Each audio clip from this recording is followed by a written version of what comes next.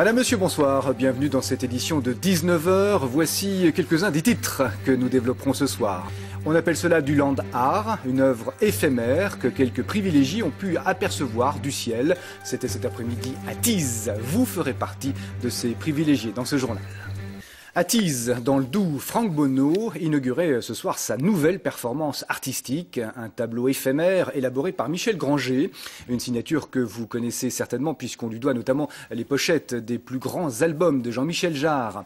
Mais ce nouveau tableau n'est visible qu'à condition de prendre un peu d'altitude. Stéphanie Bourgeot, Laurent Brocard. Pour les plus terre-à-terre, il conviendra de chercher des indices, le nez au ras du sol. Herbe rase, herbe folle, au moins autant que cette planète qu'on piétine chaque jour un peu plus. En quelque sorte, Michel Granger et moi, on a refait le monde à notre façon. Vous avez réussi le tour de force de faire un monde sans guerre, sans conflit, sans crise? Écoutez, c'est vrai, j'y ai souvent pensé, parce que c'est vrai que l'actualité est très chargée. Et c'est vrai qu'ici, sur l'aérodrome de Tees, on est une planète en paix. Et l'image est assez intéressante, assez agréable. Pour d'autres, en revanche, il conviendra d'élever le débat. Pour que de la feuille A4 ne reste que le propos développé à dessein par son auteur sur 1,5 hectare.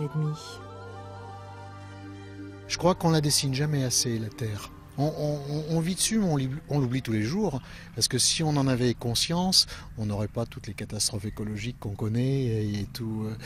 Je crois qu'il faut la dessiner tous les jours pour nous rappeler qu'on est posé dessus, en fait. Globetrotter à 16 heures, Michel Granger a dessiné sa première Terre et pris parti pour elle il y a plus de 40 ans.